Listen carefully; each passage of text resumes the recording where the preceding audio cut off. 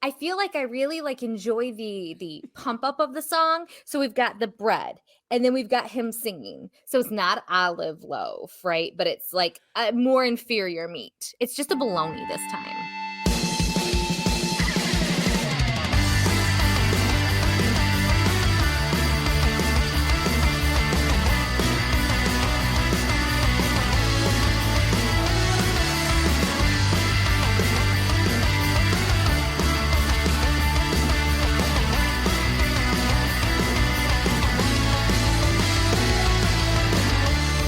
Hello, everybody, and welcome to another episode of Chris and Amanda's Song Swap Showdown. We're so happy that you could join us all here today.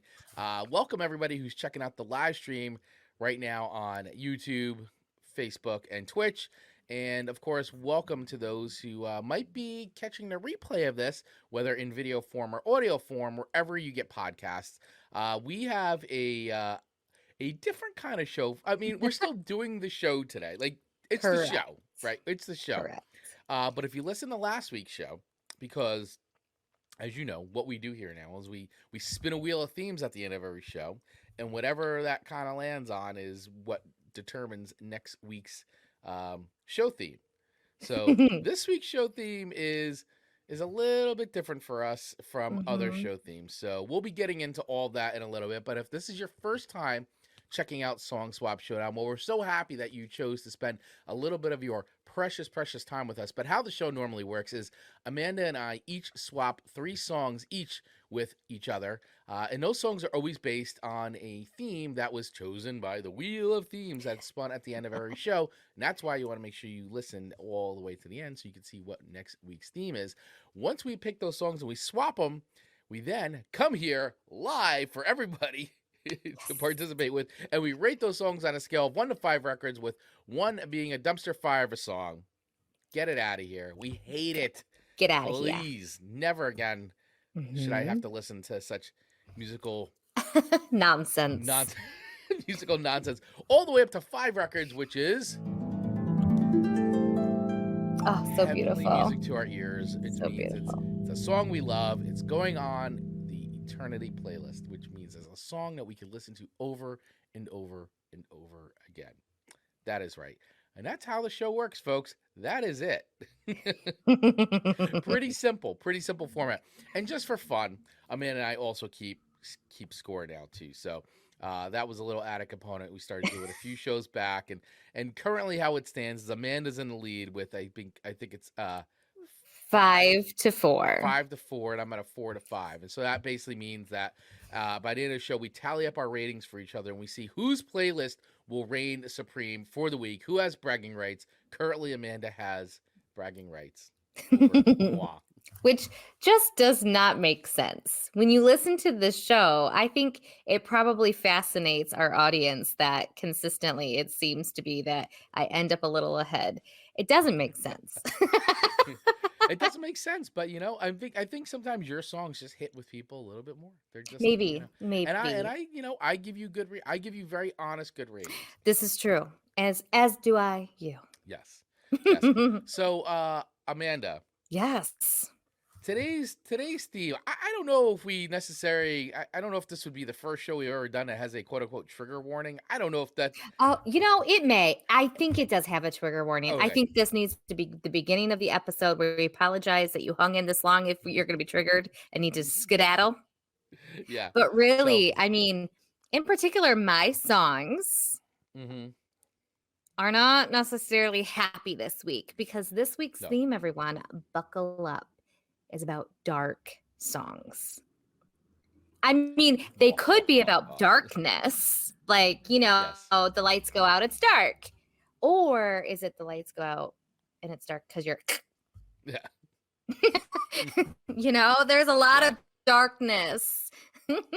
And Dave Mattingly coming in with, "Hello, darkness, my old friend." Yes.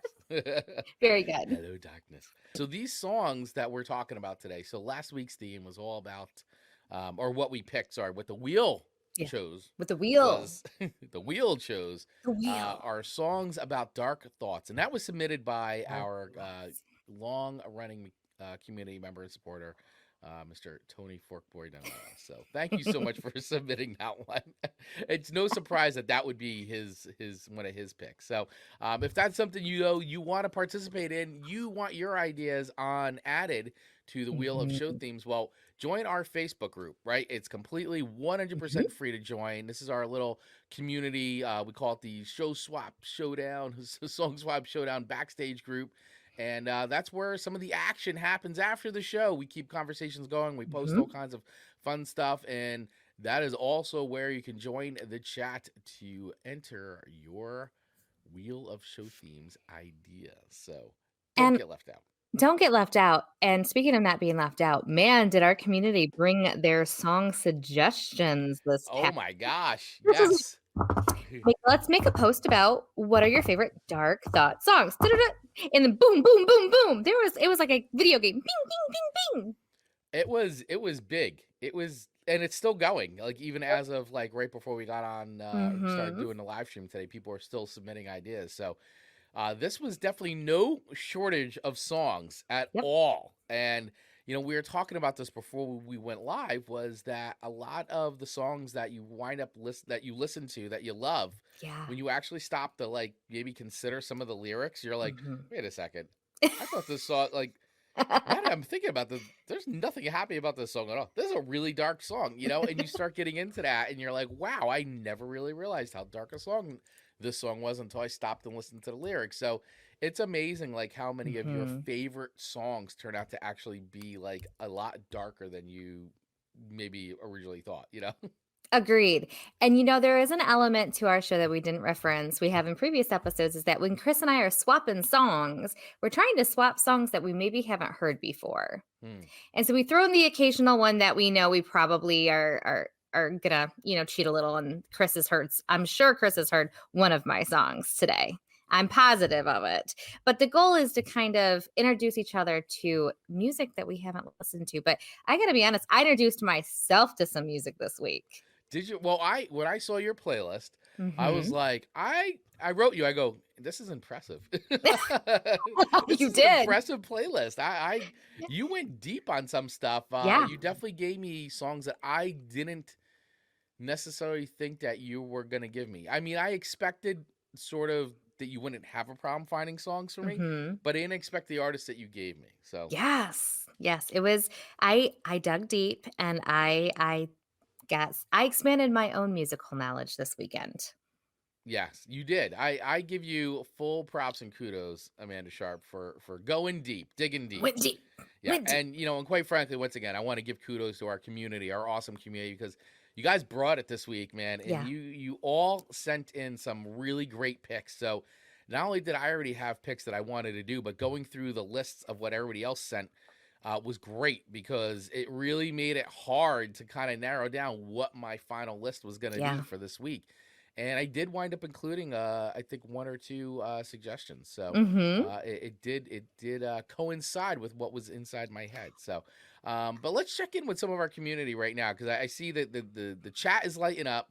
And once again, if you would like to participate, if you're watching live and you want to chime in, go right ahead. Feel free to drop in the chat what songs would you like us to have included in today's list, or as we give our ratings, do you agree or disagree with what we've established as our song ratings for today's pick? So let's start here with Mr. Dave Mattingly picking in, Mr. VIP himself. My picks for Chris: Amo and the Sniffers, Guided by Angels; Christian Death, great band. This is Heresy; and legendary Shack Shakers, Agony Wagon. And Primitive's Noose. Okay, got it. All right. I like this. This is a good little playlist here. I dig it. What names? I love it. All right, and then our friend from down under, Mr. Good morning, Ian. Australian Ian from Australia, checking in with an Aussie song for Chris last week and one from Amanda this week. Are you trying to get citizenship? Yes. Yes. I don't know, Ian. Maybe you're rubbing off on us, buddy. Yes. All right, and my picks for Amanda. Oh, good one. Elliott Smith, Sweet Adeline. That's a strong one. Eurythmics, I Need You. Fishbone, Party at Ground Zero. Great song. And Howard Jones with Elegy. Oh, wow, Dave. I liking these picks. Oh, and Ian's asking. Here it is. It's needed this week. Here it is. Spoiler alert. It's needed. Where's the murder board?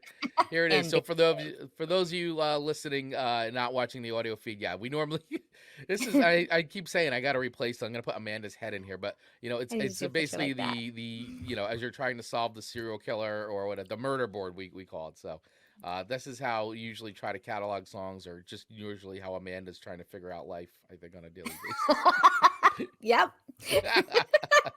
The murder board. Oh, it's so great. It's so great. And then some more comments coming in here. Dave Madley saying it's easier to find songs of mine that aren't dark thoughts. And Ian giving me some more picks. For Chris, Song of Joy by Nick Cave. Well, hey, we've got actually some Nick Cave songs on here. Yes, we do. Henry Lee by Nick Cave and One Stolen by Mrs. Sharp. Oh, I assume he's saying the Where the Wild Roses Grow. Yeah, and since Dave they're all in. Nick Cave. I did not expect Nick Cave from Amanda. I surprised myself. Here we go. We're getting into it now. Getting into it now. Our friends also, Chris Weingard checking in. What's up, buddy? Scott Rewalt, good morning, my friend. Thanks for checking in. I saw Scott was up this morning entering in more song picks. He sure Very was. good. Thank you so much. And oh man, there's so many more song picks coming in right now. But we'll get to some more of these comments a little later on. Amanda, let's start the show. Let's do this with this incredible playlist of selections we've chosen for each other this week. Let the swapping begin. Can I get your swap first? Can I receive your swap? You can receive my swap, and we can do my swap to you first. Okay. So your swap to me this week first was I hope you're miserable until you're dead. And let me tell you something. Till you're dead. And the yours are not yours. It's like, I hope you're. You are. You are. Until you are dead. It's you and R. You and an R. So not like you and R. Yeah. I hope you are miserable until you are dead. It's very specific and there's no reading between the lines. The lines are clearly laid out. Yes. Very laid out. By Nessa Barrett. Yep. Double R, Nessa double Barrett. T. All right. Nessa Barrett. She's a New Jersey girl, by the way. Is she really? She is, yeah. Which I actually just found out right before we did the show, because I was doing more of my research, and I was like, oh wow, Nessa Barrett. She's originally from New Jersey. All right. So this is my favorite song of the three you sent me. I thought it might be. And this was actually my wife was the one that thank you, Rachel. She's been the one who actually introduced me to Nessa Barrett. I was like, oh wow, she's like, oh my god, I've been checking on Nessa Barrett. She's really good. You would really like her. And when we put this in, this was one of her picks, was like, you have to do this song. I was like, Rachel, you did so well, because I really love this song. It is song. It is a miserable ditty. It is a miserable ditty. You're right. That's a great way of putting it. It's a miserable ditty, but you can't help but want who she's speaking about to be miserable too. You're like, get it, girl. Yeah. I hope your friends know you and they just drop you. Yeah. Be gone. Yeah. You're like yourself, and you by being yourself I hope you lose everybody around you. It's everybody. Great. It's like a curse. She's literally cursing the person in the song. It's great. It is so good. I hope you never find love again. It makes me think, I can't think of the name of the Dolly Parton song. We did it on the show. It's like, yes, gosh, what is the name of that song? It was during our breakup songs. Yes, and it was like, I hope you're never happy again, essentially, is the song. Yeah. And she sings it so sweet. Well, Nessa does it. No, this is the exact opposite of that. No, that's a great point. I actually had forgotten about that. And I was like, oh, this song would have fit in really good with our breakup song. It would have. But yeah, that's a great whereas like Dolly Parton's got the super sugary voice, and it's like, and the song is complete venom, but she sings it so sappy sweet. It's great. Whereas this is like, no, it's venom, and you're gonna feel it. Yeah, there's kind of like an Avril Lavigne feel to it, a little bit. And I didn't realize she kind of started out as a TikTok star. Yeah, she does social media, awesome. And just listen, I think it's great. Like anything you could do to get a leg up and stand out in this world. And obviously, she's very talented. So very much. And so we have. So, do you ever watch The Sister Wives? The show, TV show. I Do you know not. of the show? I do not know the show Sister Wives. Okay, so it's Cody Brown. It's the Browns. So Cody, he had many wives. There's Okay. 4 of them. And then just this past yearish, well, the timeline's sketchy because we don't know when what was filmed. So they had to be quiet about separations and stuff because of obviously contracts. So basically 3 of the 4 wives left the man. Oh. It's so scandalous. I love it. Can't stand Cody. And so Christine's my favorite and Janelle. And I don't even watch it, but like I catch up on all the seasons on TikTok. Want to be very clear because they give me the highlights. And so I feel like this would be the perfect Christine song to Cody because Cody is just, he's such a narcissistical person that he's miserable right now, not being able to control all of his old wives because they go on having their best life. And so I'm like, Christine, this should be like your song to him anytime you think of him because he will be miserable for the rest of his life. It's like as if a curse was put against him. Wow. Yeah. So I connected with this and I was like, Christine, girl, start doing some TikToks to this. So I really like this song. Do you have it pulled up where you can do a little bit of this ditty? Yes. Yeah. Let's check out. Let's listen to a little bit of I hope you are miserable until you're dead. Let's check this out. I hope you never fall in love again. Love it. It's nice. It like really kicks in. I hope they call you out for shit you said. I hope you're miserable until you're dead. It's so good. Yeah. And then the very last like 15 seconds just like ends that same way. And you're like, oh, that's so good. It's a good song, man. It's good. It's good. So highly recommend checking it out. And of course, you can always check out all full versions of the songs, obviously anywhere you listen to music. But Amanda and I have taken out, I've done all the hard work for you. We did. All you literally have to do, you can listen to all these full songs. We have a playlist going from the start of this season. There's about 10 hours of songs. We always put the 6 songs that we talk about at the top of the playlist. So you can check out all these songs that we talk about on our playlist right on Spotify. You can use the link in the notes below or scan that little QR code on the screen and you'll have access to the playlist and listen to all the songs that we're talking about. So you can check them out for yourselves and evaluate whether or not it's a 1 or a 5. 1 through 5. And you know what is funny about the order? I always start with my songs for the week and they go into your next 3 songs. And I do that intentionally because I feel like mine are always like a little bit more comfortable. And then we like, bait and switch people. Because it'll be like Carpenters and it'll be like Mötley Crüe or something like that. And so it's I do it for the effect of like them probably getting a little blown away by like the change up. It's fun. Yeah. It's like, what is this playlist?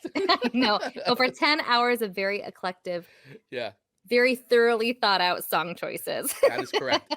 Exclusively curated. All right. So where do I rate this song? Where are you rating Nessa Barrett's I hope you are miserable until you are dead? I am rating this at a 4.9. 4.9. 4.9. I can't 4.9. quite give it 5 records because I feel like we do reserve that spot for like those extremely slam dunk, non-trendy-ish songs in my book, So I felt like this can't go in the same category as some of our 5 records, but this gets really close. And I really enjoyed singing it way too much because I don't really want anyone to be miserable until they're dead. Yet I'm singing it. So be careful, people. You're singing it loud and proud. I know. Miserable until you're dead. I hope you be yourself and lose your friends. Like, how powerful is that sentence? Lyrics are venom, man. I love it. It's great. I mean, she is definitely not to be scorned because she will destroy you in a song. And it almost sounded like, imagine if Taylor Swift sang this song. I could actually imagine Taylor. I could see Taylor Swift doing a song like this. I think she would. I mean, listen to some of her. She doesn't hold back. No. So this was a little bit more venomous. She's venomous in some of her songs, but there was something a little bit more edgy and raw in this one, definitely, and I really enjoyed it. Yeah, cool. It was it was written right after a breakup. Oh yeah, where the emotions are really raw and angry. Yeah. So 4.9, Chris. Thank you. 4.9. Thank you, Rachel. Love it. You got it. Awesome. Yes, thank you to Rachel for campaigning for this song to be on this week's playlist. She nailed it. No, but it is a good one, and I dig it. So thank you so much for the 4.9. I'm glad you liked my first swapped song to you. All right, so let's get into your swap song, your number one swap song to me, which is, I agree with everybody in the comments, everybody in the community. I was blown away to see a Nick Cave and the Bad Seeds song by Amanda Sharp show up on a playlist. Very, very, very advanced for you, Amanda. I love it. I can see you're growing musically. You've maturing. It sounds wonderfully folky to me. Yeah. Well, it is on a record called Murder Ballads. So all the songs are about murder ballads, which, as we know, we've talked about murder ballads on the show before, that it is a definite American, very classic style. I mean, you hear it a lot in folk music, you hear it a lot in blues, you hear it a lot in country. So the murder ballad is definitely something that is part of music culture.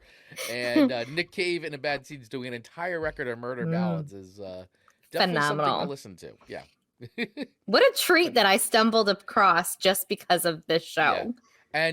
And here it is. And yes, and Ian is jumping right in with this. It's because of Kylie Minogue. Yeah, so on this song, Kylie Minogue is with Nick Cave, so she's basically duetting with Nick Cave, and I'm glad they did it, because I actually feel like that without and Kylie Minogue's got a great unique voice, and her voice in this song, like, it works perfect. And when I dove into some of the history about the creation of the song, I totally see why it all makes sense. And it is a great, I guess you'd say, juxtaposition of sounds and tones for sure.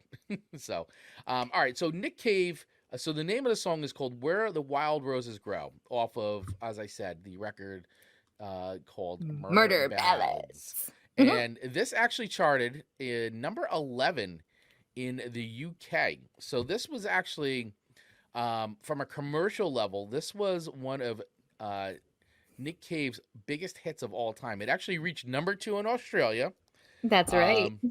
And top 20 in the United Kingdom, Germany, and New Zealand. And it also topped the charts in Croatia and Israel. And it won an ARIA Award Song of the Year.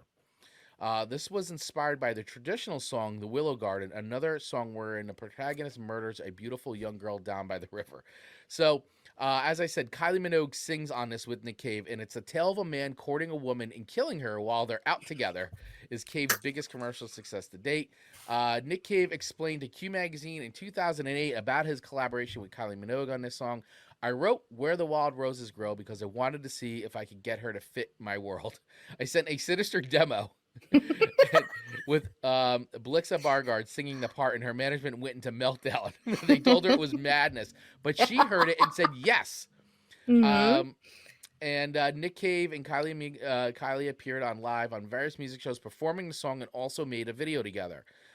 They bonded during their time promoting the single and became really good friends. It was a miracle that she agreed to do the song. Cave recalled to the Daily Telegraph in 2014. I think her management wasn't happy about that. I mean, we were just a bunch of junkies sitting in the studio, and she walked in full of life, love, and goodwill. It was so different to have somebody like her around us for a few months, and we had this hit, and it became defined by Kylie and Kylie's presence.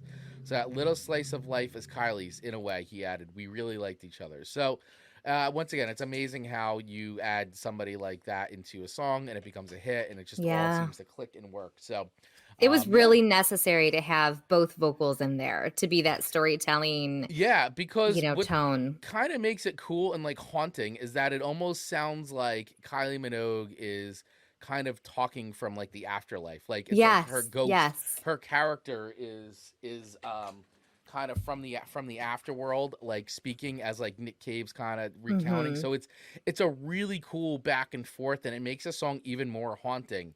And like, I love the lyric that they just keep going on over and over again in the song, which is the like, they know me as Wild Rose, but my real name is is Eliza Day. Day. They call me, and it even starts with, they called me Wild Rose, but my name was Eliza Day. Why they call me that, I do not know, for my name was Eliza Day.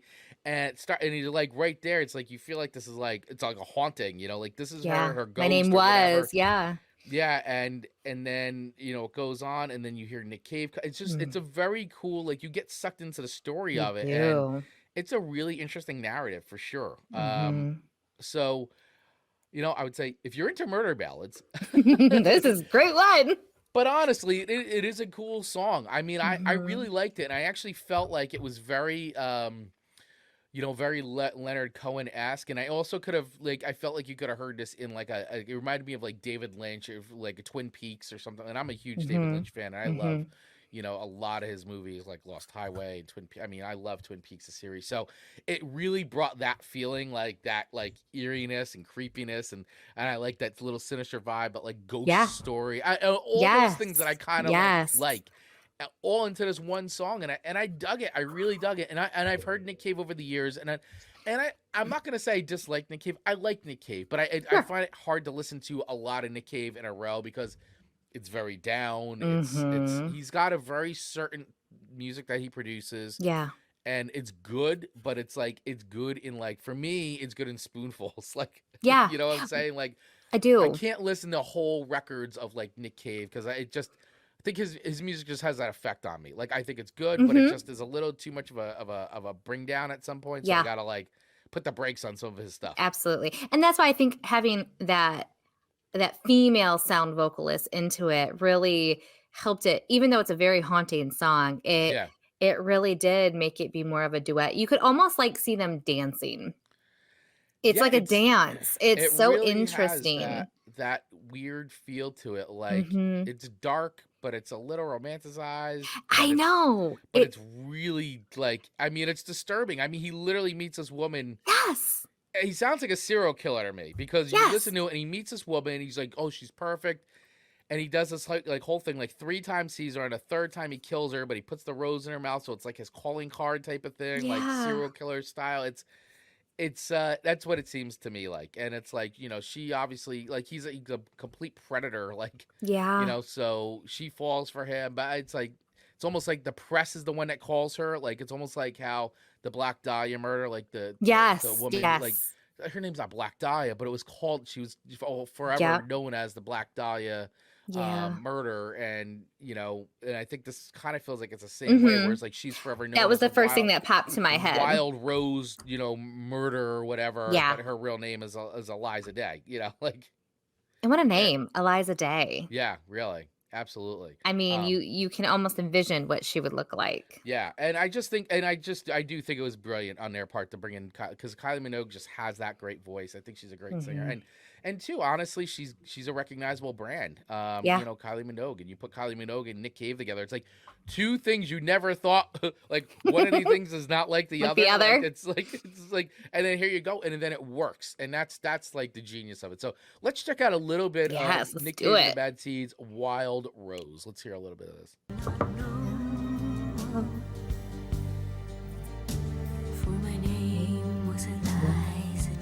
Well, it's done too in like a swing beat, the 6/8, like walk time. 1, 2, 3, 4, 5. Yeah. Yeah, so it's done that like walks like. Yep. It could be a short film. It sounds very like. He almost sounds like Alison Krauss a little bit. She does. Love it. Yeah, it's good stuff. Oh, so good. Really good. Good stuff. So, and I also love like the front cover of the record. Like, it's a Nick Cave murder ballads, and it literally looks like the coziest scene ever. Yes. This little cottage in a snow-covered forest with a clearing, and it's like looks like a Christmas album. Yeah, look. You're right. I know. It's like, I was like, what is this song on a Christmas album for? It's like Reader's Digest. From 1970s. Christmas murder ballads. What is this Christmas record about? So like it tricked me to listening to it, and then I was like, "What is this? Fabulous!" Yeah, it's literally like, oh wow, this looks so sweet. Oh, whoa, yeah. I don't know about this. But no, it's a cool song, and I'm gonna check out the rest of the record actually because I think it's pretty awesome song. So anyway, where do I rate Nick Cave's Wild Rose? Off of the Murder Ballads, I'm gonna give this a solid 4 records. I like the song, I dig it, and it may move up for time from, but I really enjoyed the song. I thought it was cool. It's I wouldn't say I'm a Nick Cave like super fan or anything like that, but I respect him and I like what he's done, and there are other songs I like in Nick Cave's, and I like this record. Well, I want to listen to the record as a whole. I like this song. It's good. It's gonna want me to dive into the record more. So 4 records for that. Yeah. Look at us, both coming out with 4-pointer somethings for our first 2 songs. Very good. Yeah. Man, we spent a lot of time on those first 2 songs, Chris. They were worth it, though. They were worth it. We had a lot to say about them. They were worth it. Oh, all right. Yeah. So we got some fun comments coming in. Dave, don't make murders feel left out. Murders happen on Christmas, too.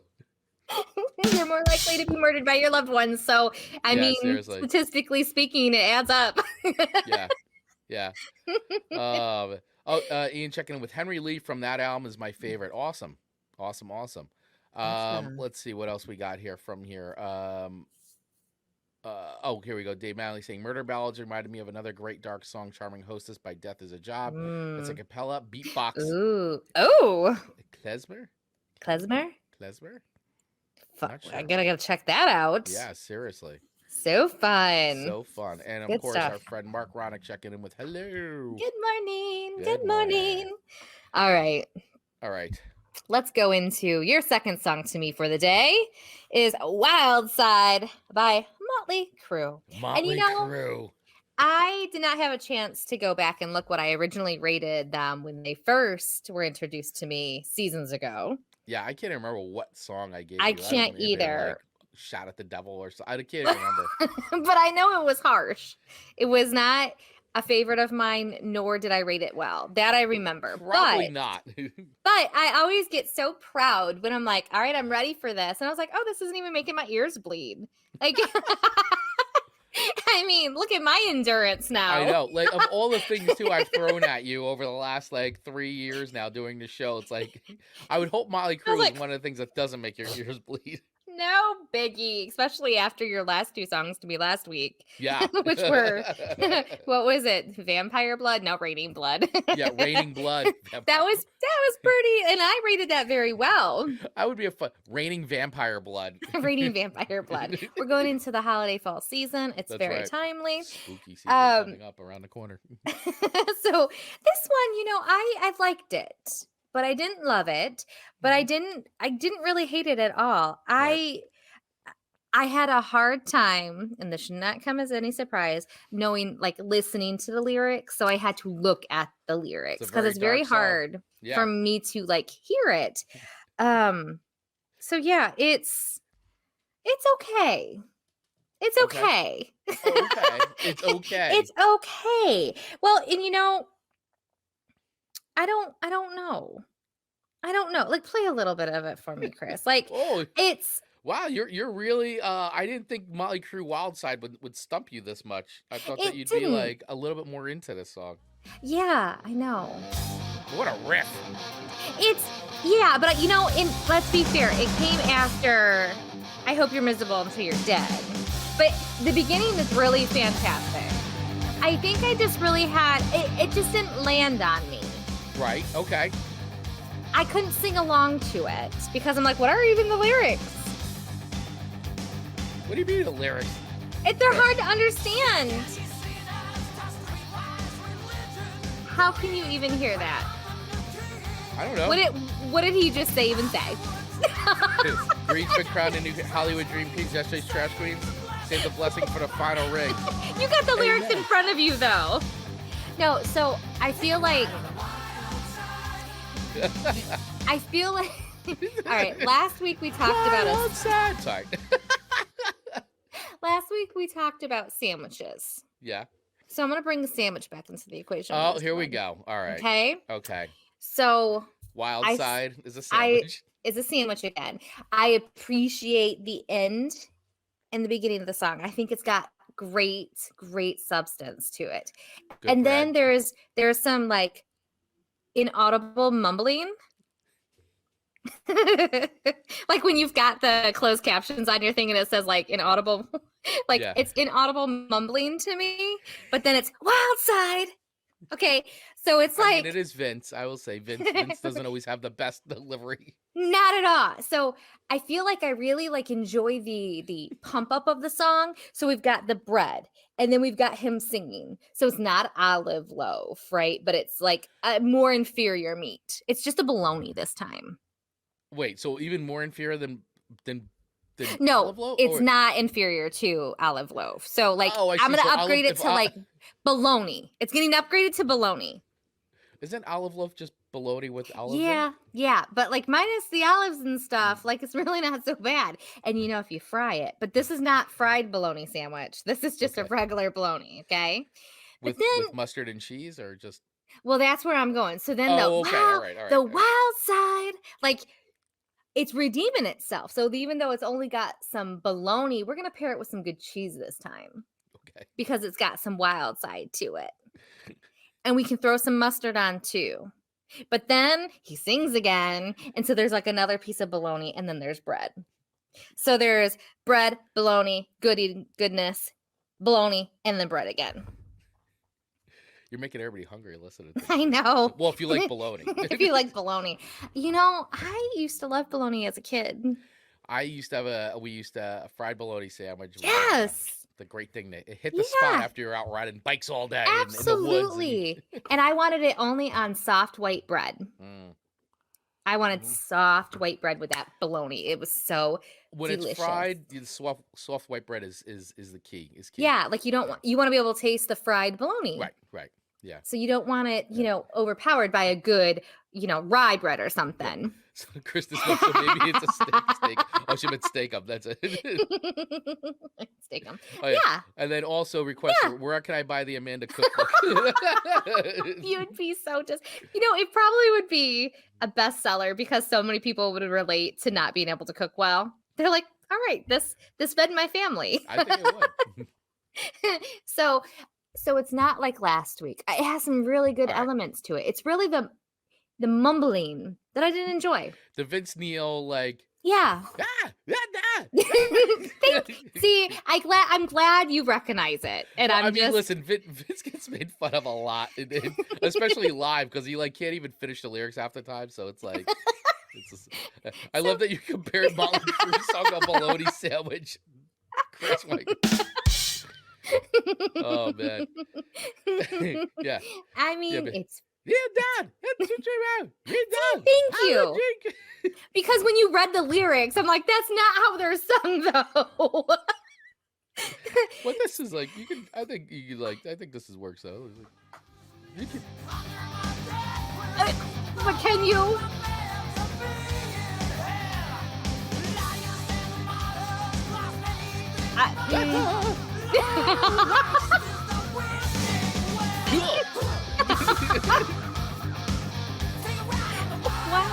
See, so the wild that's where the part good cheese. That's the cheese. That's the with cheese. Some mustard, yeah. So it's and it's not like a club sandwich with all the layers. No, because it's not quite club sandwich material. Right. It's not club sandwich material. It's fried bologna material.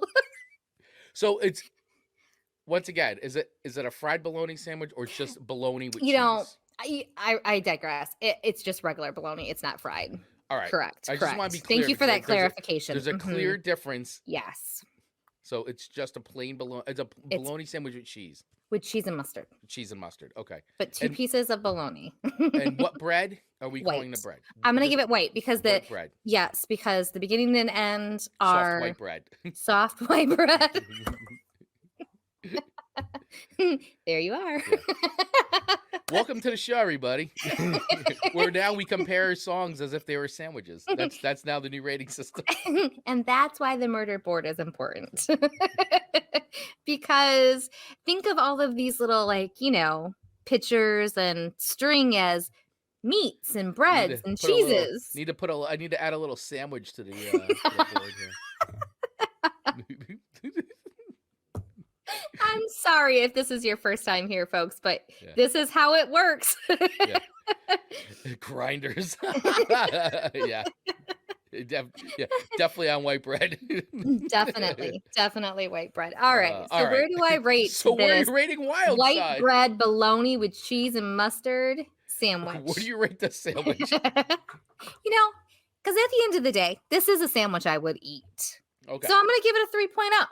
Okay, so a 3.0 for Mötley Crüe Wild Side. Also known as bologna and cheese sandwich. Absolutely. Is it yellow American cheese? Like Let's Land not get O'Lakes? crazy. Yellow American cheese. Okay. Yellow American cheese. Just want to be clear. It doesn't quite deserve a little higher. Like no Kojak in this equation.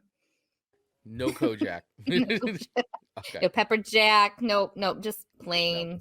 No offense to American cheese. Is it individually sliced packaged cheese or is it deli slice? No, not the good deli. It is you get it out of the plastic. Basically the plastic cheese. Yeah. This is truly my childhood sandwich.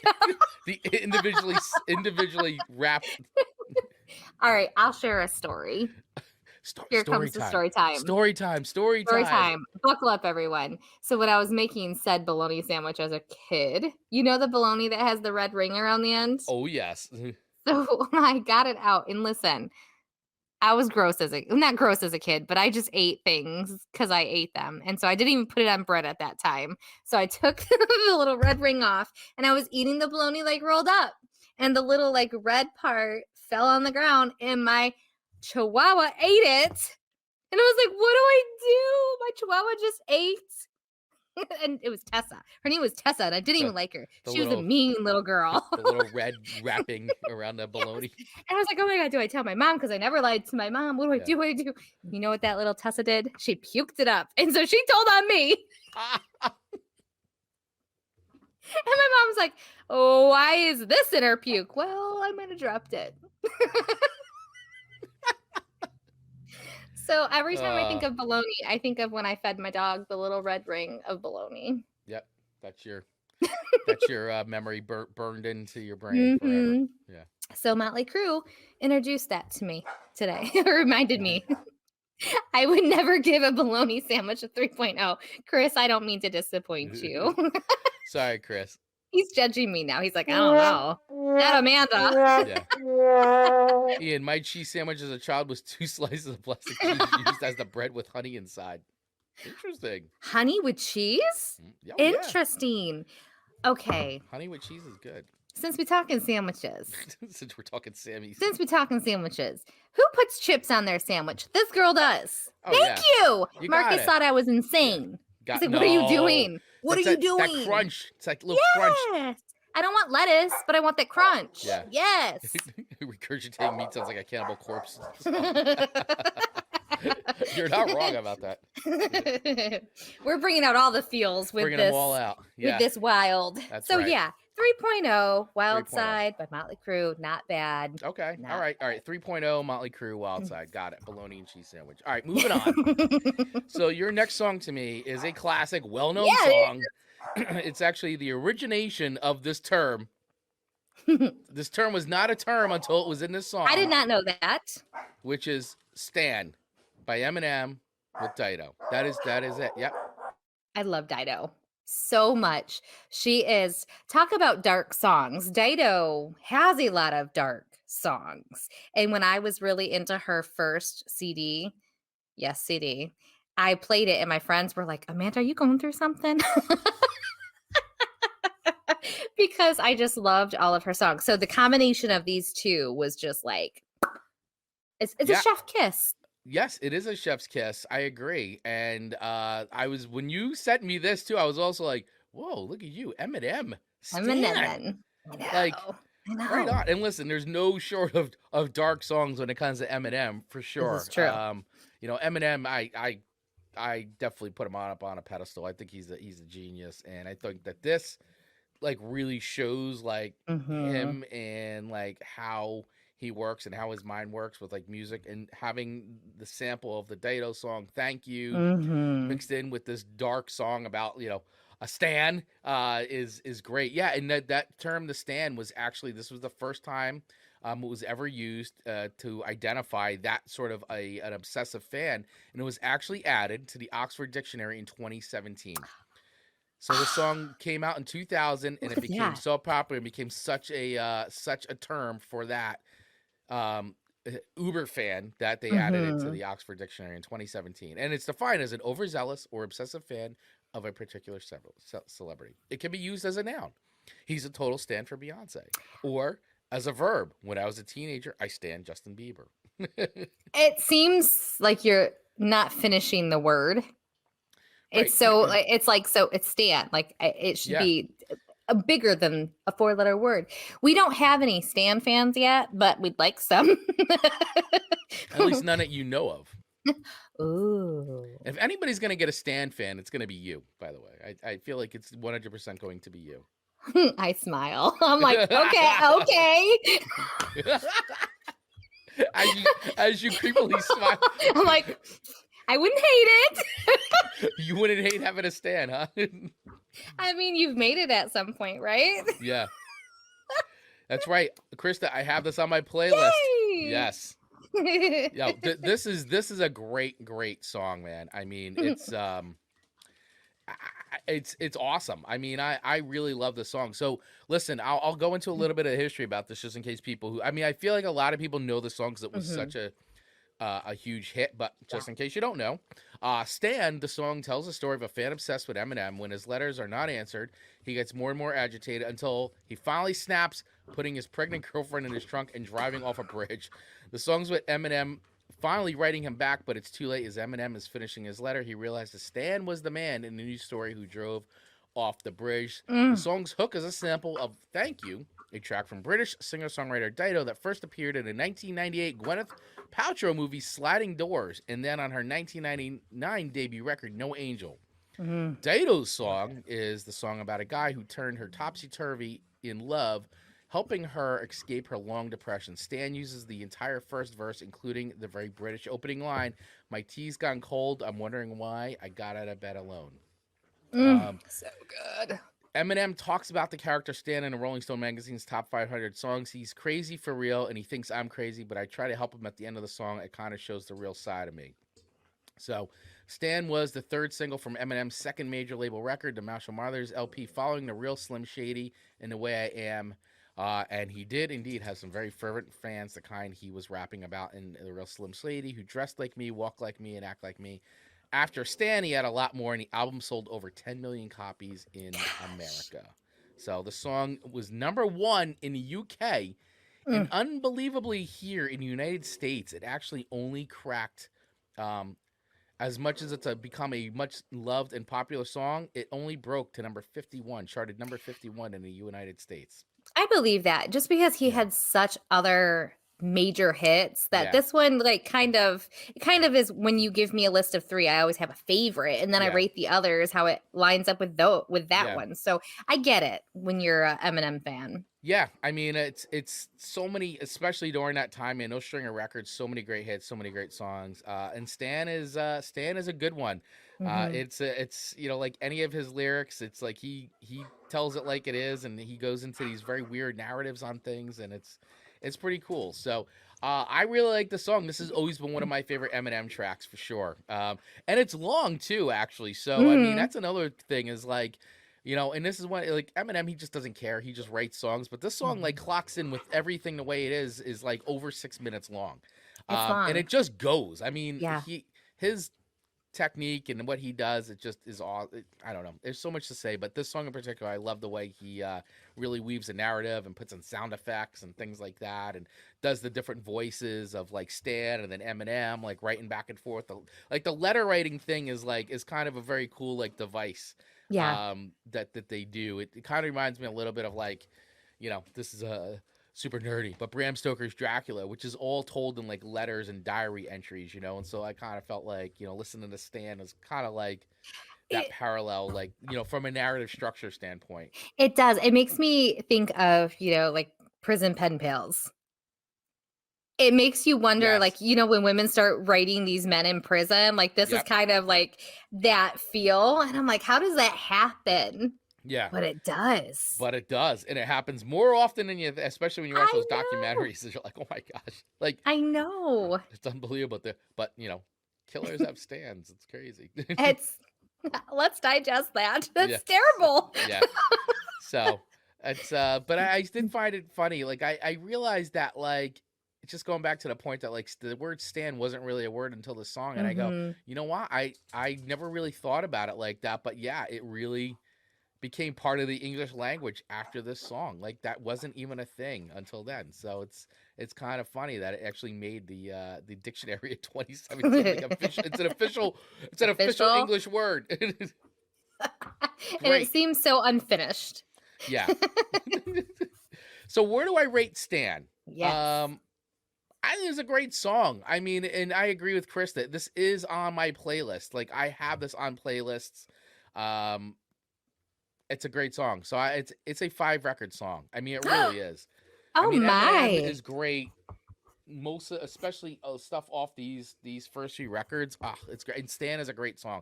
I just love the way they do it. And Dido's voice, honestly, like, is really his voice and the sample of "Thank You" and all that is really what makes the song, I think, just really come together. Like, I can't even imagine it without it, because it's such a big part of the song. In fact, it was such a big part of the song that I mean, they gave her co-writing credit on the song. Like, they were like, they realized that the song, like, doesn't exist without her song and what she brings to it from her sample, that they gave her the co-writing credit on this song. So I think that was obviously very, very cool of them to do, and it's a good realization of, like, how two artists can kind of work together.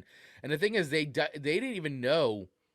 I also didn't know this, but I thought it was kind of funny that they didn't even kind of ask for her permission first. They just kind of put the song together with her, with the song, and then sent it to her and said, so they just kind of did it and then hoped that she would like it. And she was like, yes, I love it. Like, go, you know, like, but they didn't, you know, in the one situation where they asked Kylie Minogue this and she came in, this was like, they just took the sample, they found it and they did it and they put the song together and then sent her the demo, hoping she would say, yes, let's do it. You know, they weren't even sure.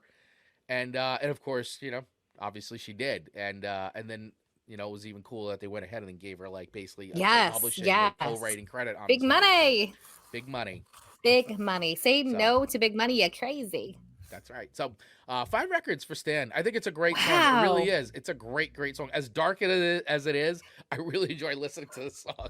We are really showing our dark side with our ratings. We're like, oh yeah. I mean, we talked about at the start, though, right? How many songs you love and you go, they're just so dark and so, like, weird and depressing, or, like, murderous or event. It's like, but they're so fun to listen to, and you just like them for some sick reason. And I know Stan is one of those songs. It's a sick song, but, like, I dig it. I like it. I like the song.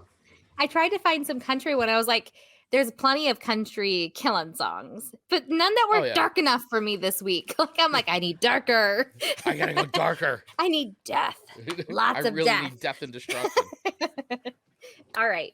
So, Chris, your final song to me is Digital Bath by Deftones. Oh, yeah. Now, I gave you this. This last slot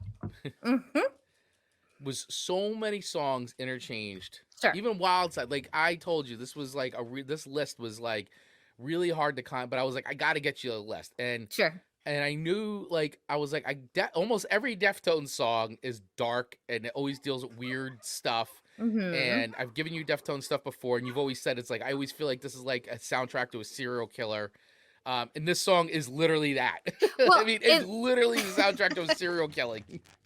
So it's funny to me because, like, on songfacts.com, it's saying it was probably 5 o'clock in the morning. We were still at partying. And I just pictured this whole scenario of having a girl, bringing her downstairs and taking a bath, and, like, well, out of nowhere, just reaching back and electrocuting her. Basically, throwing some kind of electrical device in the bathtub, then taking her out of the bath, drying her off, and putting her clothes back on. I have never thought that in my life. Like, I never just randomly went down that dark side. I read about it and watch it. But my mind doesn't go to going, oh, let me put someone in a bathtub, electrocute them, and then put their clothes back on. Listen, if I'm going to kill someone, I ain't putting clothes back on. I ain't taking their clothes off. No, but it's such a serial killer thing to do, right? It is. Like the really weird like, serial killer stuff, and you hear stories of like, oh my God. Yeah, they put the lipstick back on, the rose in the mouth. Like they really take care, like they're morticians. Yeah, like you get into some of those report, when they're doing like the profilings, and they're like, oh, well, and they could tell like what kind of person he is, but his psychological profile based on what he did. Like, oh no, but he took the time, and it's just like it's so disgusting. It's so like bizarre, and like, no, you're like, oh, that was so kind of him, but he killed her. But he killed him, like, but he killed her. And I don't want to get electrocuted in a bathtub. No, I think being electrocuted in a bathtub is up there with top like. Mm-hmm. I think it's like. I don't really take baths ever. Like, Same. I can't remember the last time I took a bath because just, I don't know, sitting in your own. Mm-hmm. But on top of that too, like, I feel like that another reason to not take a bath is the fear of this kind of stuff happening. Like that you're so vulnerable that somebody could literally just walk in like, and like just throw something in the tub that's like plugged in, and you're dead. Like you're just dead. And in movies, it's always a radio. Yeah, like it's a radio on the edge of the tub, or or I guess a hair dryer, or a hair dryer, all the stuff that's plugged in a bathroom, a curling iron, or what whatever. A hazard. Yeah, but it was usually a radio. You're right. Like I Back don't in know the day. if they do it out of like just making fun of a situation. I don't really know, but it was always a radio. And so it is a very dark song, although it's so chill. It sounds very chill. It's that Chino Moreno voice that gets you, man, and just their tunes are just awesome, and they always create like a really dark atmosphere, Yeah, but it was relaxing. It's laid back and relaxing. You're like, wow, this is you sound very relaxed for somebody who's like just electrocuted a girl in a bathtub. At what part of the song did you like throw the radio in? Because it the whole thing just doesn't seem like the lyrics match the music of it. So I find that kind of humorous. Because it doesn't sound haunting like Where the Wild Roses Grow. Like that is a haunting sound. No, digital bath. I think people would just be chilling to it, not realizing necessarily what it's about. No, and actually, until you like, this is one of these songs where you find yourself once again listening to it, and you're like, oh, this is really cool. And it almost sounds like sexy a little bit. And like, and then you're like, wait a second. Wait, this is like when you actually like dive in and take the time to think about it or like look it up, like you're like, whoa, this is really dark. And when you find out this was one of his fantasies, you're like, should he be in jail? Like, I don't know. Like, should it be under investigation? Like, is he just like confessing? Is like all Deftones music, like Chino confessing to being like some prolific serial killer in California? Could you imagine what a wonderful movie that would be? That's amazing.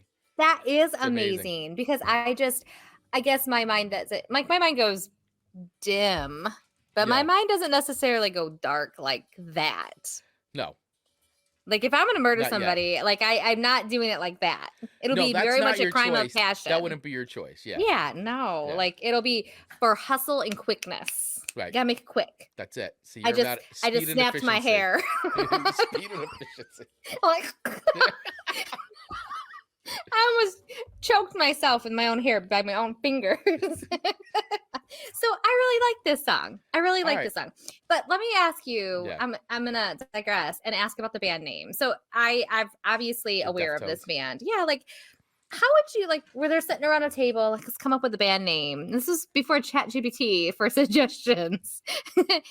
Deftones? Like it doesn't even sound appealing. I don't know. I actually, and if somebody's listening and they kind of know the answer to this, I'm not really sure where the name kind of came from. I mean, listen, they came from like this band came out in like the very late 90s, early 2000s, and they kind of got labeled as a new metal band, and I'd say maybe their earlier stuff kind of fits in with that, but they really transcended that because they were more of like I always felt like they were just an amalgam of like shoegaze mixed in with metal, and like they just had that, they played in that drop D kind of style of stuff that I really like. I love that sound. That's something I used to write a lot of music in that tuning. Mm-hmm. And I don't know, Deftones, I always felt it was like, like, oh, you're so, I don't know, like a mix of like hip hop slang with like, being like the tone being music. And I don't know. You'd have to like, I'm sure there's an article somewhere that like, explains like what the word Deftone actually means or like where it sort of came from. But they're one of those bands that like, and still to this day, like where a lot of quote unquote other new metal bands kind of have sort of like gone away or like they're a band that just seems to get more and more popular as time goes on. And they're also like a huge TikTok band where like kids are going back and listening to like the Deftones and using tons of their songs in TikTok. And there's always those memes out there now, like you'll see them on TikTok. It's like before Deftones, after Deftones. And it's like these like kids like transforming, like how they're all like preppy, and then after Deftones are all like goth and like that's adorable. Yeah, that's adorable. Because I don't know, like I think of it as like tone deaf. Yeah, you know what I mean? So it seems interesting. Dave's got a good one here. I assume Def is in definitive, like Def Jam Records. I agree, Dave. It's probably something along those lines. Yeah. Yeah, fair. And Scott, I saw them open for Rob Zombie and Pantera. Great show. Yeah, I've seen Deftones probably about like 5 or 6 times. I love the Deftones. I love going to see them. They're a great time. All right.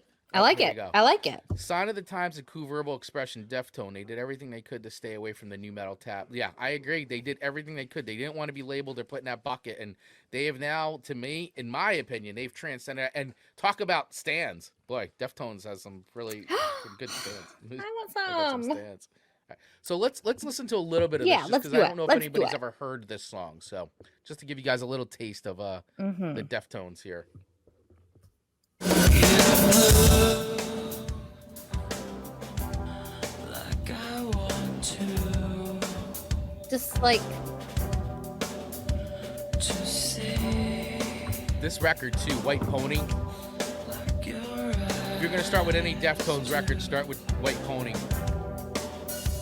It's like their third, I think it's third or fourth record.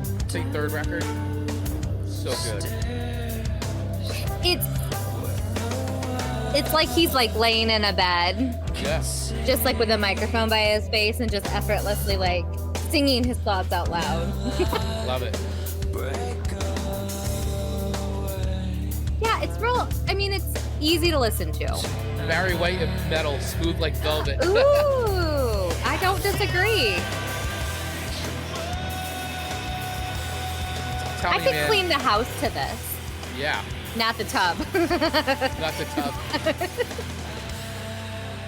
Cool. So, yeah, Deftones, like Digital Bath. All right. Where do I rate it? Where do you rate Deftones Digital Bath? Amanda Sharp. I'm coming in with 3.5 records. 3.5. 3.5. I think that's super fair. Were you expecting higher? I was, especially after your comments. But that's okay. It's okay. I feel like the song's going to grow on you. I feel like you're going to become a Deftones stan soon enough. Probably. You're going to be making those memes that say before Deftones, after Deftones. I think that's fair. And maybe the bathtub story gets me a little down too. The fact that he electrocutes a woman and then dresses her up all pretty. Yeah. It's like, I take it. Yeah, and we shouldn't be laughing, but here we are. But here we are, folks. nothing like having a show called Dark Thoughts where we basically laugh the entire time. We're so deranged. Everyone has a dark side, you guys. Well, let's just say we may be deranged, but you know what? This was a community chosen theme, so let's. We just embraced it. Yeah. We showed up for the community. That's right. Yeah. Oh, here we go. Scott, let's see how Amanda dresses for the next show. LO proof of Deftones assimilation. My sister is giving you a 3.5. Disappointing. Wow. Stephanie McCabe. Okay. Just called you out. Holy and you did too. Hey, and but listen, the ratings are the ratings. They are. And I did write this rating down before we just had this lively discussion about it. Okay. So I mean, to me, can I retract it? Because I did have it written down prior to our discussion. Okay. All right. Okay. I'm gonna Not because of pressure, but truly because I said what was written down. It probably should be more 4.0. Let's go 4.0. Okay. Okay. All right. Let's do that. Let's do that. Like, I know. I know. Is this an honest rating now? I gotta, No, it is. It is. It truly is. Okay. All right. It is.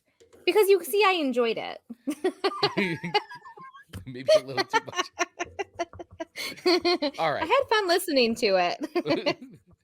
This is slowly going to become one of your favorite songs on this playlist. It might. I know Nessa Barrett is your favorite, but I think the Deftones one is going to become your favorite. I think it'll be what mood I'm in. Yeah. There's going to be a place for this song. I agree with Scott, man. Once again, I see. Let's see how many proof of Deftones assimilation. Life before Deftones, life after Deftones. It's happening. I approve of this. In real time. Make sure you follow Amanda on TikTok for those assimilation videos. Absolutely. I will agree with that shameless plug. All right. So your last and final song, the final song on today's Song Swap Showdown. Another one that I did not expect from you at all. So I was quite surprised, which is Sufjan Stevens' John Wayne Gacy Jr. And from the Illinois record, which, wow, I was like, how did you get? I gotta hear. How did you stumble upon this song? Where did this come up? Is this researched? Are you listening? Are you a Sufjan Stevens fan that I don't know about? Like, where? I am not. So I went to my normal playlist and I was like, man, I don't have any dark songs. I really wanted to go dark this time, not just murder, because country kind of makes it fun or validated. Yeah. And so I wasn't finding the depth of the deep that I needed. And so I searched the depths and the deeps. The deepness, the depths, and the deep. That doesn't make sense, but you went to the depths. I went to the depths on Spotify, and I was like, Spotify, give me the darkest songs out there, and they weren't dark enough. And I was like, Spotify, give me even darker songs, and it still wasn't dark enough. So I was like, Spotify, you're not hearing me. Give me the darkest songs, and these are what popped up. And I was like, I love them. So darker, these are new. Darker. Go Spotify's darker. like, you're not ready. I was like, yes, I am. Warning label comes up. Please click here if you're ready to go darker. You're almost borderline going to start scouring the dark web to find songs. I know. Spotify probably you just got tipped off the feds. They just labeled you like. Dark it totally user. screwed up my algorithm. That's it. Your algorithm is now screwed up for sure. It is, and the feds may be dark, knocking on my door here shortly because I was like darker. You're just gonna start getting all those suggestions now. You're gonna get Deftones. It's gonna be your algorithm is screwed up for the next month. At least I still have my Pandora algorithm. Jumping into the dark web on your first day. Yes. It was just not. I had to go deep. I went deep. And so that's how these were suggested. And I thought they were excellent choices. The Eminem song I did know, but the Where the Wild Roses Grow and John Wayne Gacy Jr. I did not. Right. Until Friday. Okay. Interesting. So so this record by Sufjan Stevens, Illinois. So I don't know if you know that, but so Sufjan Stevens, he actually released Illinois and Michigan. And they are complete records about their songs about things that are associated with that state. So in this one, this is Illinois. This John Wayne Gacy Jr., who was one of the worst serial killers in American history. This is part of that concept record because he is from Illinois and he was born in Chicago. And did you know, not only being a killer, but he also, then I'm talking about John Wayne Gacy. You know what his other claim to fame is? Is that, do you know what that is, Amanda? I don't know if you've done any. I know, he did volunteering. I think he did clown stuff. He was a clown. He did clown stuff for children's parties. He was also a political activist that was photographed with First Lady Rosalind Carter. That was one of his other claims to fame. She wasn't his type, thankfully. Yeah, thankfully. Jeez. Well, I don't know if he would have been able to get by to a first lady, but that's fair. but yeah. So anyway, he was a horrific person, a terrible human being who finally met his end on May 14th, 1994. But if you listen to the song, I mean, it literally goes right through basically what John Wayne Gacy did and sort of how he did what he did and all that. So. But it's like very folky, like super sensitive, almost like you're like, wait, but the lyrics are very literal, like it's extremely. Very like it's like a biography kind of a thing. So it is. It's kind of funny, but at the very end though of the song, which I found to be like, what? He goes at the very end, he goes. The last 3 lyrics are, I am really just like him. Look beneath the floorboards for the secrets I have hid.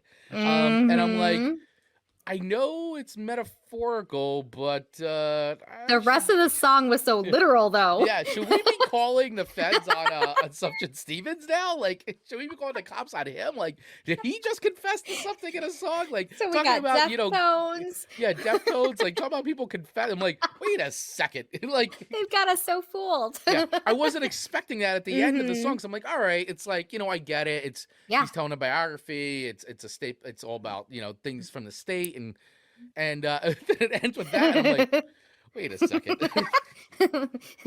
Replay. What? Yeah. Scott, you're right. Yeah, he was also voted class clown. It's amazing. These serial killers.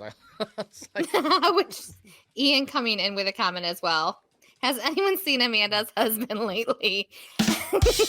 Now, I haven't referenced poor Marcus the last 2 episodes, so we'll leave you with that thought. That's why there's a poor Marcus shirt in the store now.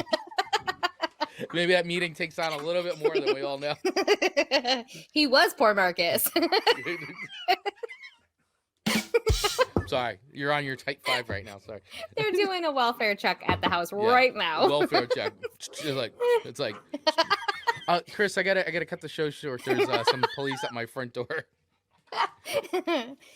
Oh boy! So funny. All right, so John Wayne Gacy. So let me play a little bit of the song just so you guys can hear a little bit. It's morbid, you guys. Buckle up. Yeah, just so you guys can hear a little bit. I mean, but listen to how beautiful it is. You're like, oh, it's almost like Beatles-esque. Like, it's gorgeous.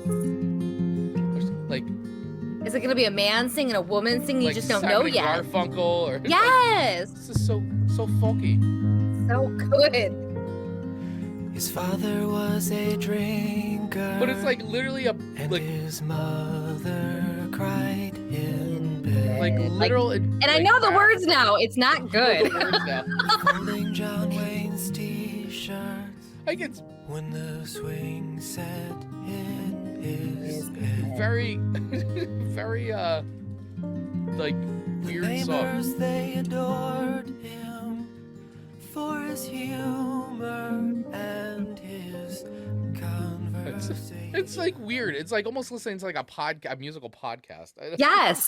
It could be a true crime podcast. Oh, believe me, there's plenty of true crime podcasts about John Wayne Gacy. For sure. Yeah, but it could be a musical. That's a whole spin on podcasting. Yeah. Making them songs. But yeah, you're right. Making them So where does this rank? So I like Sufjan Stevens. I think his stuff is good. I will be honest with you. The song I felt the song itself, as a song, I felt was a little like, I don't know. I was having a hard time getting into it. Like the lyrics are dark and all that, but it just was like, I don't know. It's not like a song that I think I would just go back and listen to it. Like I enjoyed the song. It was like, it's a song about John Wayne Gacy Jr. based on this record from Illinois. And I get it. It's part of a concept record. So it's part of a narrative about the state of Illinois. So, but on its own, outside of that record, I'm not sure if it stands on its own 2 feet that way. Okay. I think within the record, and I haven't listened to the whole record actually in God forever, but like if I go back and re-listen to the record, I think that it'll probably play better in the sequence of how the album is laid out as a full album, as opposed to being a standout track. So I like that analysis. I think his performance is great. I think the arrangement's good. I'm just, as a song on its own, no, I'm not sure it's a song I'm gonna go back and re-listen to over and over again, or like, quite frankly, like really enjoy, like Wild Side. or digital bath. That bologna You know what it sandwich. is? It's just not. I don't think it's just not a song. I think I'm gonna even like the Nick Cave and the Bad Seeds. Like that song is like it's cool. It's really weird, but like I kind of like there's something almost catchy about it. It's weird. It's like it's kind of catchy in a very weird way and very meditative. Whereas this is just like it's a nice folk song, but I don't know if I have to keep kind of going back and re-listening to it. So Completely fair. for all that said, and I like Sufjan Stevens, guy's great, awesome musician. But the song in itself, if I'm gonna rate it on a standalone rating, I'm gonna give it a 3 record. Okay. So, only because of the fact that it's not one I'm gonna kind of keep going back to and listening to. But it's a dark song, checks all the boxes on all those things, so it does all those things. But from a listening standpoint and from becoming a fan of something, like I don't know if there's other Sufjan Stevens songs I'm gonna go and listen to like over and over again before I kind of listen. Like if I once again, if I hear this, it's gonna be because I'm listening to the full record. Sure. As opposed to just kind of pulling it out on its own. And I had never heard of Nick Cave or this was an impressive Sufjan Stevens before. Sufjan Stevens, yeah. And I had think never you heard of them really before. enjoy his stuff. And yeah, you could listen to Michigan, his record on Absolutely. Absolutely. And you know, I did go down I did listen to a lot of the Murder Ballads track. You did? I did, because I'm like, this is up my alley. This is up your alley. This was my favorite though of all of them. Just the combination of the two was stellar. Yes. Good. All right. Okay. So where are we at here? If we're gonna do some mathing. Amanda, I feel like I might finishing the show with a 12. And I think you're at 11.9. I'm at 11.9. I can't even. So for the second week in a row, Amanda's playlist reigns supreme, moving your record to 6 and 4. Well, I am now 5. I'm 4 and 6. If I would have given I Hope You're Miserable Until You're Dead a 5, we would have been tied up. We would have been tied up. We would have had a tiebreaker. But hey, that's okay. It's okay. I still think my playlist is a little bit better, but that's all right. Although you had Eminem on your playlist, so it was so close. It was so close. So we both brought really good songs this week. I don't know, everyone. What was your favorite of the 6 that were chosen? Because in their rights, like they are all phenomenal. Maybe not Wild Child. Yeah. And for those of you who are listening to this, if you're on Spotify, Spotify is that poll thing now, so we'll actually put the poll in Spotify. So if you're listening to this and you're on Spotify, you can let us know which of the 6 songs was your favorite. Let us know. We'll put that in the poll, and we'll also put it in the Facebook group as well, so everybody in our Facebook community can get a chance to vote on what they felt were the best of today's 6 songs. And also kudos to our community again. No kidding. Because last week they brought some great suggestions, which we used. And again, dropping some major awesome suggestions. So for everybody who's been listening, if you're not in the community, get in the community, because people are dropping great song suggestions. And who knows, you may find your next favorite tunes just by hanging out in our community, because people are just dropping so many great song suggestions. I'm discovering new music because of the song suggestions people are dropping in there. So please keep it up, everybody. We love it. We absolutely love it. And I hope everybody who's in the community is also having fun dropping those songs, and everybody's discovering new music, because hey, that's what it is at the end. As much as we rate songs and bust at each other, we're still, we still love listening to music and challenging each other like that. And we love what everybody else here brings to the show as well, with all your suggestions and everything. So thank you so much. It means a lot, and we really appreciate it. It's fun. Music should still be fun. So it should. Yeah. It should. Yeah. All right. So with all that being said, is it time for that wheel? It's time. Yes. It is time for the wheel of show themes. Let's go, everybody. Here we go.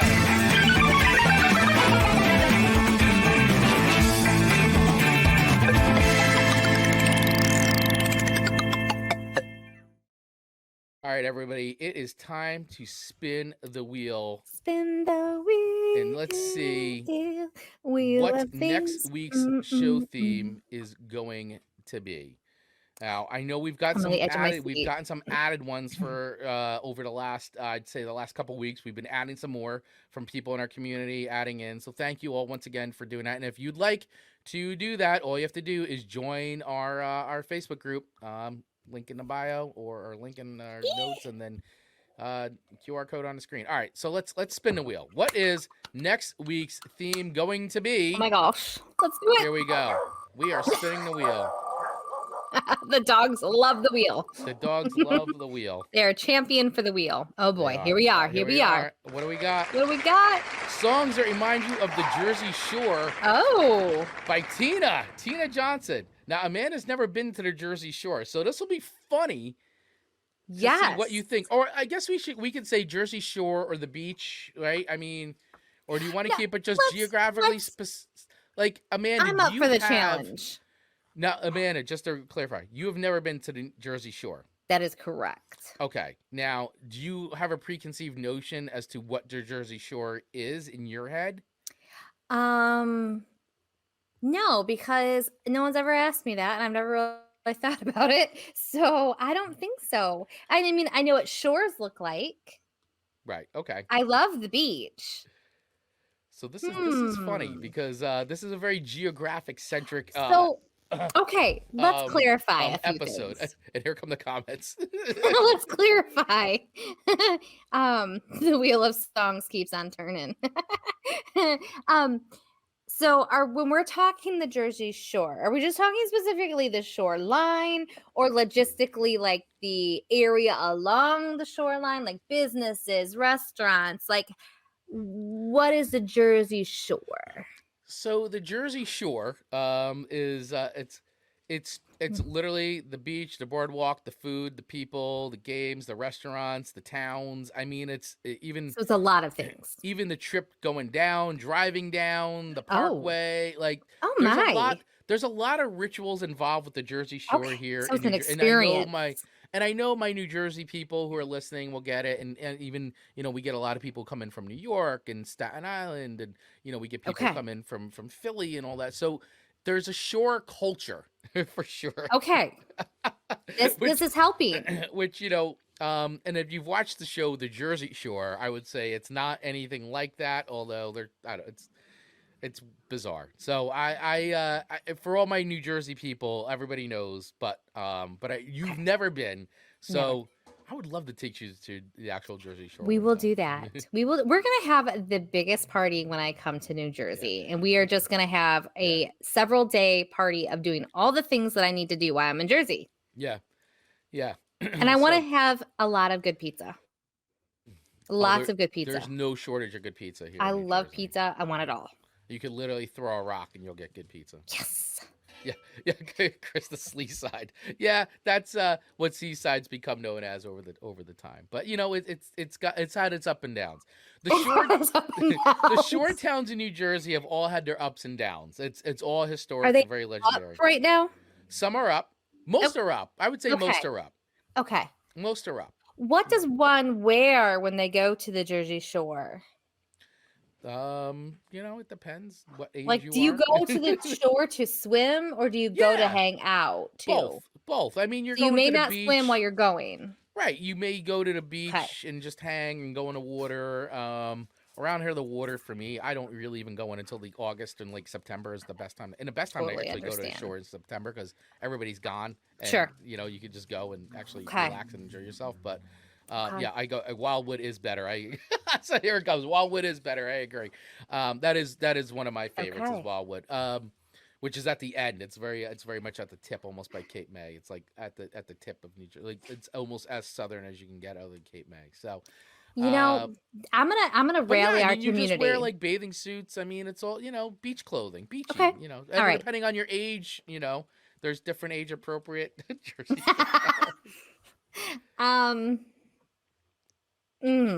I'd probably be wearing like a whole like rope then.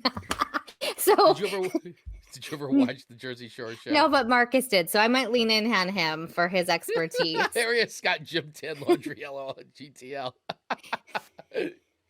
I mean the shore thing is definitely like if you're living in New Jersey, it's one of those things where it's like it is kind of a rite of passage. Like for me growing up, being a kid, like Jersey Shore was that was like vacation. Like you went to Jersey Okay. Shore, you rented a house for the week. You had a family, you and your family with your entire family would rent a house with it'd be like 20 people crammed into like some tiny shore house that you rented so you could all, it's like, but those are great times. It was awesome.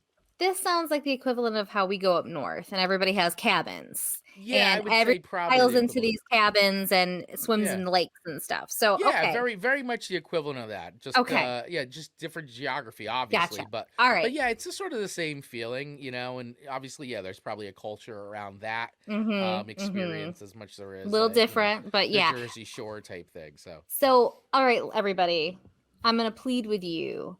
Hop in when Chris makes a post. Give me your best Jersey Shore song recommendations.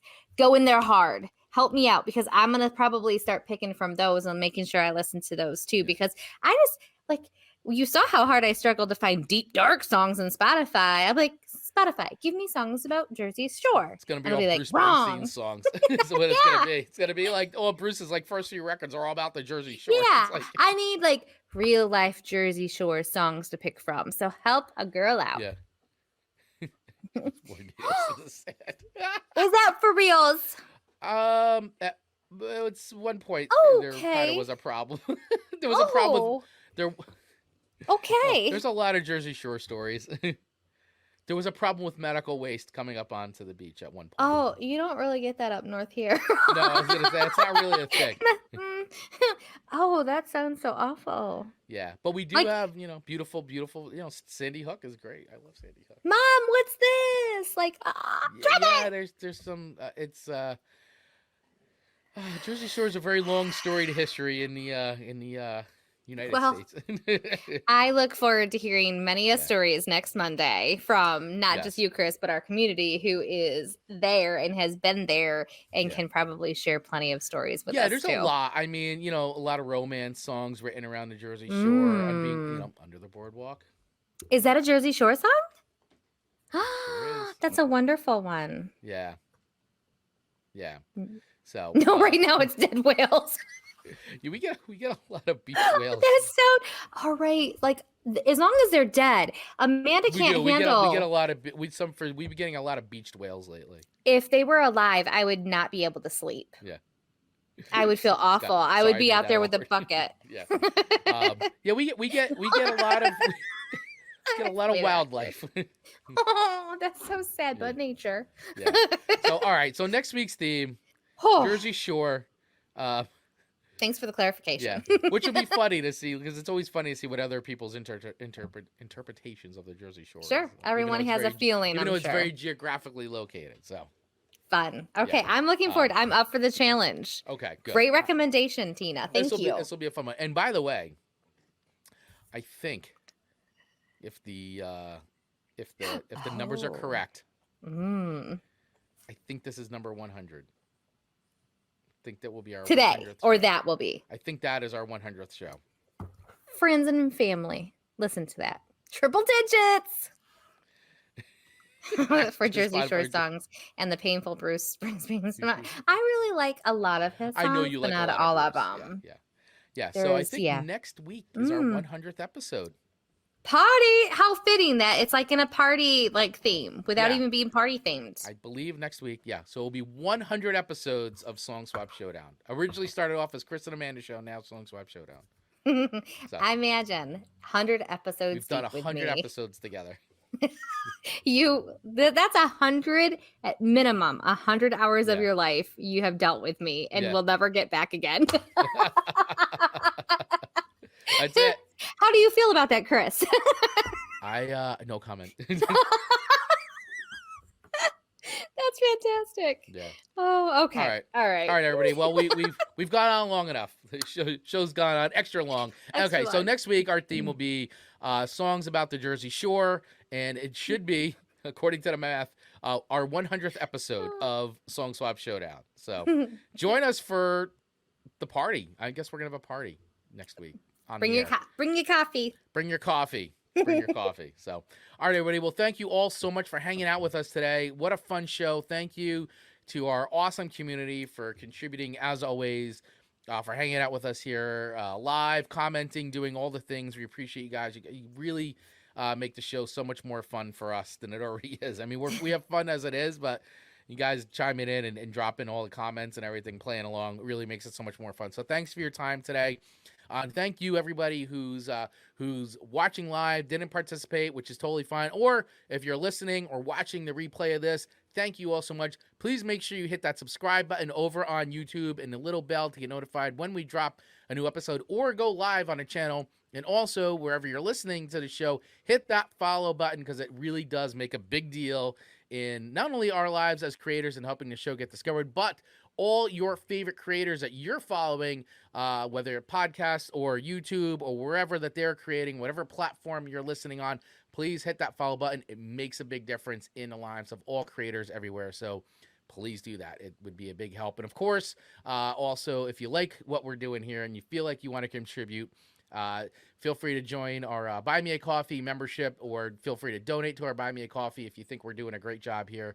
We'd really appreciate it. Every little bit does help. You can scan the QR code on the screen or use the link in the notes below. And thank you all so much. We really appreciate it. We love you all. Thank you. Amanda, any final words? This was so much fun. So much engagement. Thoughts. So many dark thoughts. And I'm going to listen to our playlist again. And we encourage you to do the same thing. Go to our Spotify, click play, and you're welcome. That's it. All right, everyone.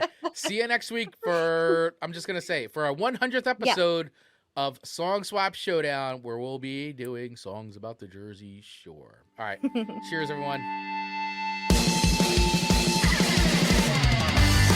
To get notified every single time we drop a new episode of Chris and Amanda's Song Swap Showdown, just hit that follow button wherever you get your podcasts. If you're interested in becoming a sponsor of the show, please use the email address in our show notes and we'll get right back to you. And last but not least, please feel free to follow us over on our social accounts on Instagram and TikTok at Song Swap Showdown, or join our ever-growing community in our Facebook group by using the link in our show notes. Thanks for listening.